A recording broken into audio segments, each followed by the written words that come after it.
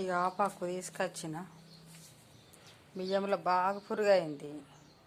బియ్యంలో కలిపెడి పౌడరు ఉన్నదని పోయినా నేను షాప్లకు పోతే లేదని చెప్పిండ్రు. పురుగు బాగా అయింది. ఎట్లా అంటే ఆపాకు పోయిండ్రమ్మా పురుగు ఉండదని చెప్పిండ్రు.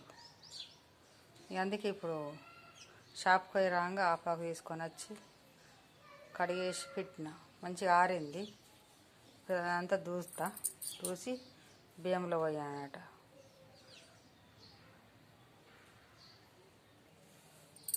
అంత ఆరిపోయింది. ఒక టవల్లో దూసుకొస్తా. ఏదైనా పదులు ఉంటే చేస్తే ఆరిపోతుంది కదా.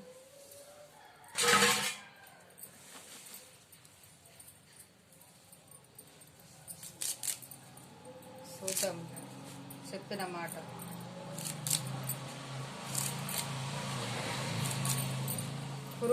పురుగు అయింది. కొత్త బియ్యమే కానీ మొన్న కింటలు తీసుకున్నట్టు చూసే వరకు కొంచెం మాయనేమో చూసిన మాగినాయి కానీ పురుగు అంటే చిన్న పురుగు కాలేదు. తెల్ల ఊరు మొత్తం తెల్ల ఊరుగా అయింది.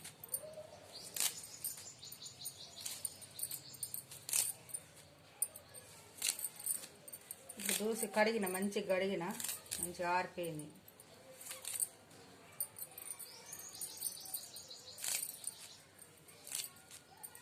ఇంకేదైనా పదిన ఉంటే ఇట్లా ఆరిపోతుంది. తూడితే మంచిగా అంత దుమ్ము ఉంటుంది కదా, అంతా కడిగేసిన.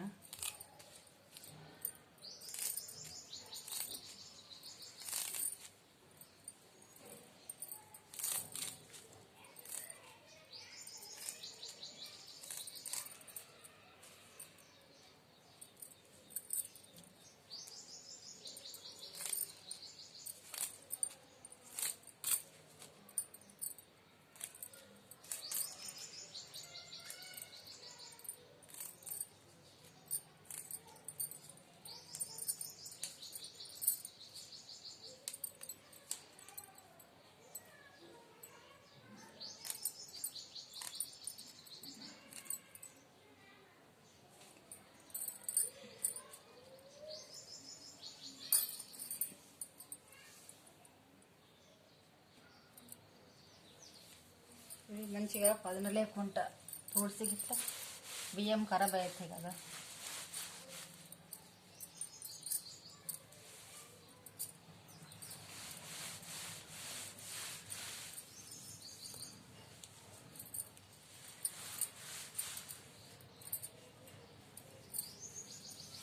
పదును ఉంటాడన్నా ఉంటే పోతుంది.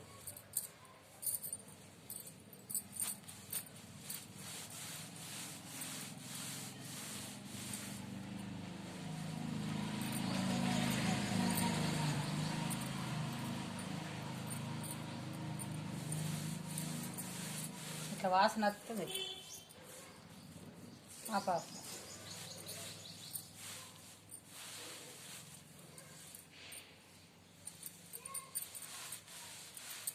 చేసేది ఇట్లా వస్తాయి. అందుకే చచ్చిపోతుంది పురుగు.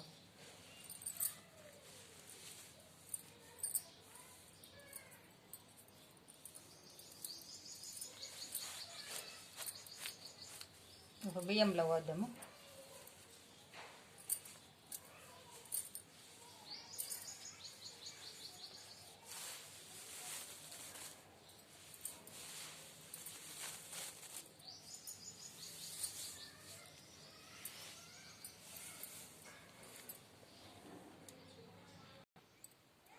బియ్యం ఎట్లయినాయి, తొట్టలకు కట్టినాయి. నిన్ననే ఇప్పిన కొత్త బియ్యం నేను. అయ్యో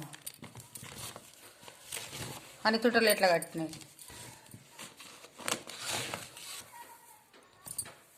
ఇదే సంచులో కలిపి పెడితే మరి వాసనకు అంతా చచ్చిపోతుంది.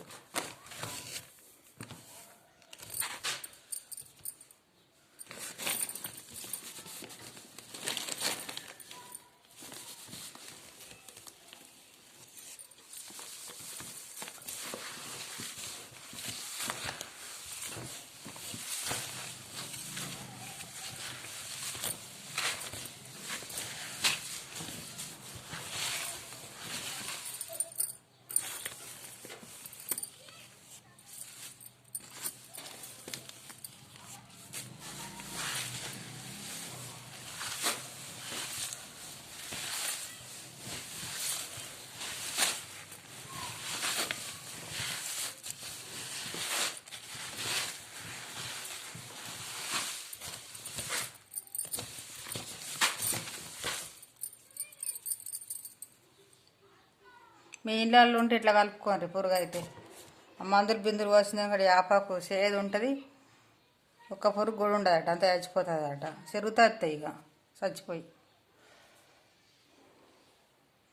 నచ్చిందండి?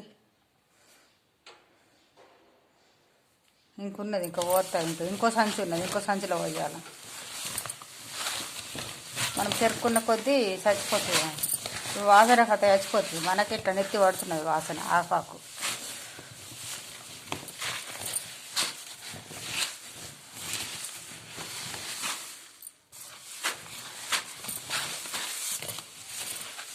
మంచిగా మూత కట్టాలి ఇక, మంచిగా వాసనకు బయట పోకుండా మంచిగా మూత ఇట్లా సంచికి సుత్తులు కడితే ఇక వాసన బయట పోదు, మంచిగా తొందరగా చచ్చిపోతుంది ఇక పురుగు.